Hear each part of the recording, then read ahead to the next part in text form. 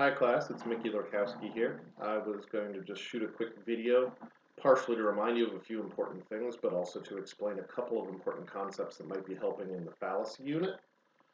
So first of all, don't forget, use your resources. I do have a PhD in this stuff. If you want to know, say, more examples of fallacies, any questions you want to ask, I am here. But for now, this is the kind of thing I like to do. I can shoot a quick video explaining a fallacy, explaining a key concept in different terms in the textbook, etc. So for now, I wanted to draw your attention to one of these key kind of big picture distinctions in the textbook between fallacies of support and fallacies of relevance. Now, this goes back to the definition of strong arguments. So remember, a strong argument is about the inductive structure of an argument. A strong argument's premises render the conclusion likely. So when the premises are related to the conclusion but don't render them likely, that's a weak argument. So you could numericize this if you want. If the premises render the conclusion 30% likely, 20% likely, or even 50% likely, that's still a weak argument.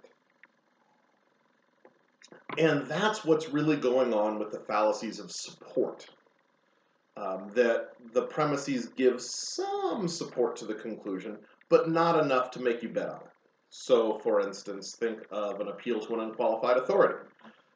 If I am listening to Clint Eastwood lecture me on economics, I don't know why that happens, but it happens.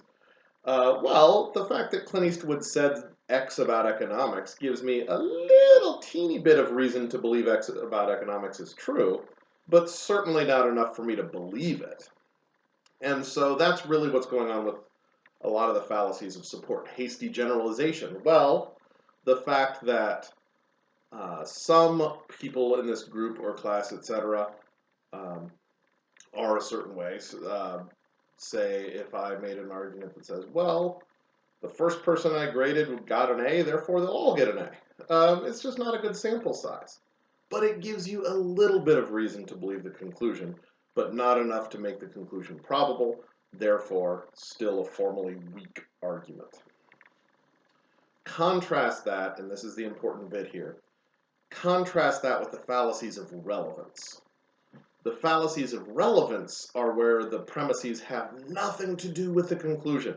They give zero support to the conclusion, which means, as such, there's no contribution whatsoever. So think of some of the ad hominems. Well, if I'm arguing that minimum wage should be increased, the fact that I make minimum wage shouldn't be relevant to that.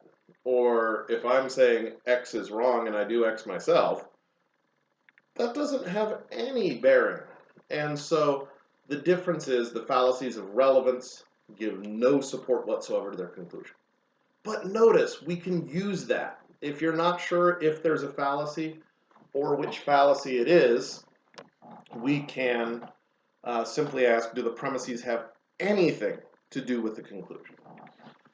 And one other way we could use this, and this is the one I really want to emphasize because a lot of people make this mistake on the second paper, is, well, just because there's emotion involved doesn't make it an appeal to emotion. An appeal to emotion is a fallacy of relevance, which means the premises have nothing to do with the conclusion because you are using emotion rather than reason.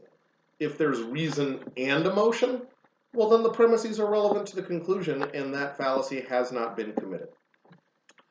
Anyway, I hope that's a good big picture introductory. Let's take away the highlights. So first of all, fallacies of relevance have nothing to do with their conclusion in the logic sense. Maybe emotionally they're connected, etc.